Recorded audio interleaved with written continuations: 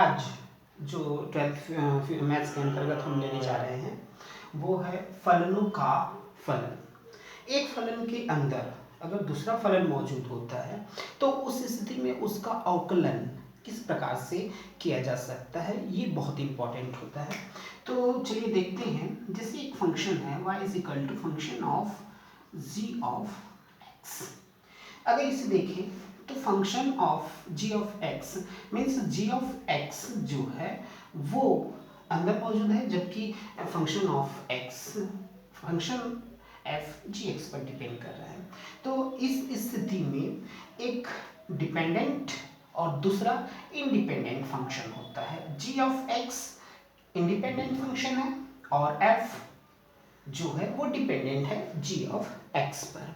तो ऐसी स्थिति में जब इस तरह के क्वेश्चन को सॉल्व करना होता है तो जो इंडिपेंडेंट फंक्शन होता है जैसे g ऑफ x है उसको हम एक नया फंक्शन t मान लेते हैं, और अगर t मानते हैं तो उस स्थिति में y बराबर फंक्शन ऑफ t हो जाता है, जबकि हमारा जो अवकलन होता है dy by dx D by d x के फॉर्म में रहेगा।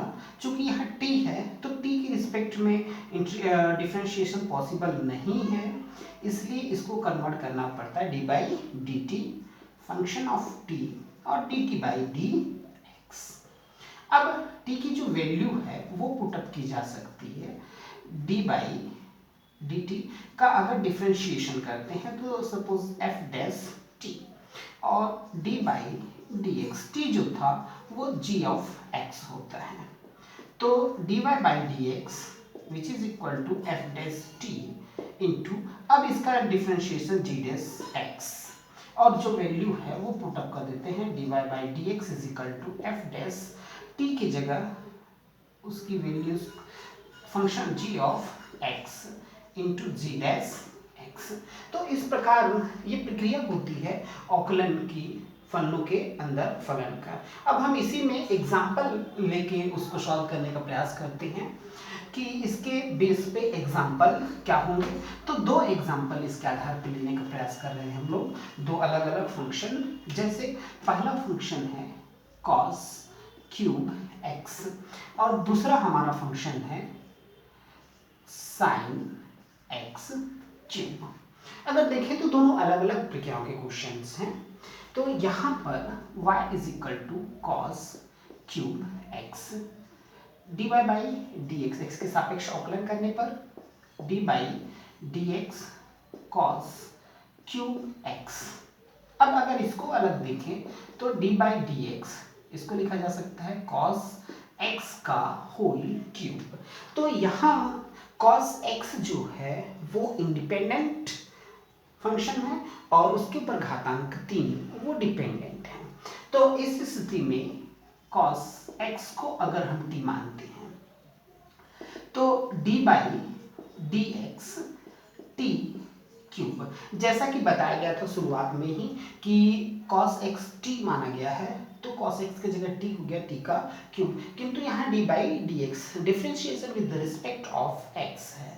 तो x का t के रिस्पेक्ट में डिफरेंशिएशन तो पॉसिबल नहीं है या t का x के रिस्पेक्ट में पॉसिबल नहीं है, तो इसी चीज को कन्वर्ट किया जाएगा d by d T T cube D t by d x. तो अब ये जो फंक्शन हो गया t का, अब t के रूप में इसका डिफरेंशिएशन किया जा सकता है तो 3t square D t by d x. यहाँ t की वैल्यू हम पुटअप कर सकते हैं 3, t की जगह हमारे पास लिया गया था cos x, तो cos x का whole square into d by d x cos x। तो 3 cos स्क्वायर x और cos x का डिफरेंशिएशन हमको पता है माइनस साइन x। तो इस प्रकार हमारा क्वेश्चन बनकर आता है 3 sine x cos cube x, ये डिफरेंशिएशन हो जाएगा dy बाई डी एक्स का। अब दूसरे क्वेश्चन पर अगर हमारी नजर जाती है तो ये डिफर है साइन x क्यूब, इसमें x क्यूब जो है वो इंडिपेंडेंट फंक्शन है और साइन जो है वो x क्यूब पर डिपेंड है। तो उस स्थिति में अगर हम y बराबर साइन x क्यूब ले रहे हैं तो x के सापेक्ष अवकलन करने पर dy by d x sine x cube ये लिखेंगे। तो यहाँ हम डायरेक्टली जो इंडिपेंडेंट फंक्शन है उसको t मान लेते हैं। तो t x cube is equal to t. तो यहाँ जो हमारा फंक्शन होता है d by d x sine t, फिर से वही समस्या, x के रिस्पेक्ट में डिफ्रेंशिएशन करना है जबकि t मौजूद है, तो इसको फिर से t में कन्वर्ट करना पड़ेगा, d by d t sine t और d t by d x. तो साइन टी का जो डिफ्रेंशिएशन हो जाएगा वो होगा cos t into d t by d x.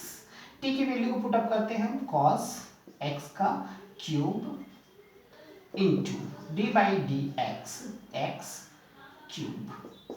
तो अब कॉस एक्स क्यूब और एक्स क्यूब का डिफ्रेंशिएशन 3x स्क्वायर, तो इस प्रकार इससे इसका डिफ्रेंशिएशन हमारे सामने आता है 3x square cos x cube. तो इस प्रकार हम फलनों के अंदर फलन का डिफ्रेंशिएशन कर सकते हैं।